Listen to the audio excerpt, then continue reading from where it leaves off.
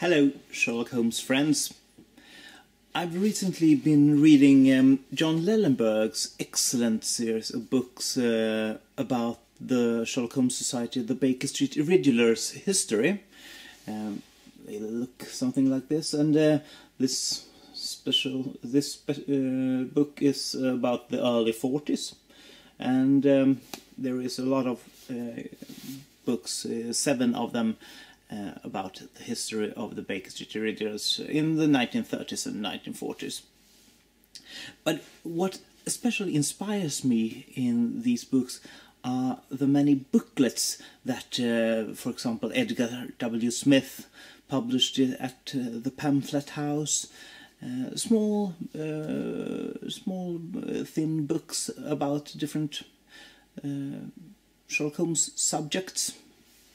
And I came to think of the first Sherlock Holmes production I did myself. Nowadays I mostly blog, write on my blog and such things, but back in the late 80s and during the 90s I actually published some booklets myself, and I really would like to do that again. My very first Sherlock Holmes production was this one. Yes, it's completely grey. It's not even 50 shades of grey, it's just one shade of grey. This is the back cover, and that it was because the photocopying machine I used couldn't print on this thick paper. That was the cover. But the title of it was Elementary. And as you can see, this is number 1, and this has made the Royal Library registrator really mad at me, because I sort of hint that this will be a periodical. There will be a number 2, but evidently no such thing has ever appeared. So it's a periodical, but not a periodical. They are mad at me. And I thought of making this a magazine, but there was only one issue, and that was published on May the 22nd, 1989. I was going to be 18 later that year. And well, the contents were a mix of old things which I had found, and some Sherlock Holmes theories I had written myself. There was the Conan Doyle list of his favorites among the Sherlock Holmes adventures. I had found the fact that in The Noble Bachelor, Francis Hay Moulton, the American, shared his name in some way with Conan Doyle's brother, John Francis Innes Hay Doyle. Well, I just made a little note of it here. These were things I found interesting when I was 18, or barely 18. Oh, this was quite fun, because I will read from my little magazine here. Everybody knows, of course, that the number 221 only was something that existed in Watson's brain, 221.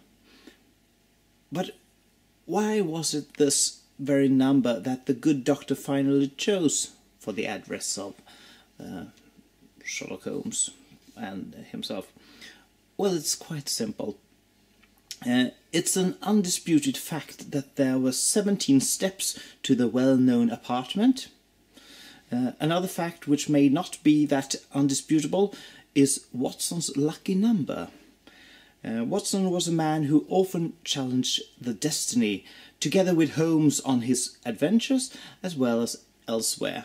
So it wouldn't be that strange if his lucky number was the most fatal one, number 13. Then it's just to multiply 13 and 17. That makes 221. Elementary, don't you think? I have written. I wrote something about Dr. Nicola, the character in Guy Boothby's books, and Dr. Nicola and Sherlock Holmes. And I wrote about, published a review of The Sign of Four from a Swedish newspaper in 1891. Yes, here is an article about the armchairs in The Hound of the Baskervilles.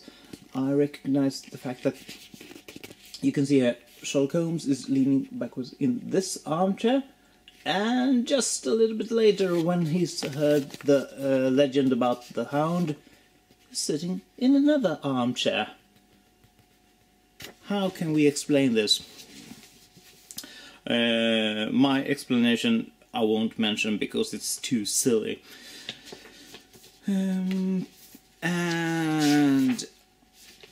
I published a map of Australia. You can see here, it's Cape Baskerville, and there are Stanley and there are Hopkins and another couple of Sherlockian places.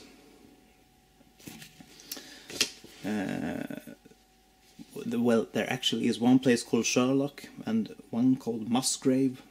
There is Holmes Reef, Tonga, Moriarty's Range, and even Watson.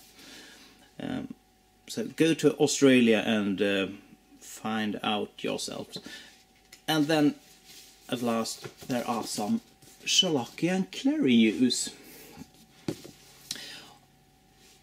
What are Clarius? Well, there was an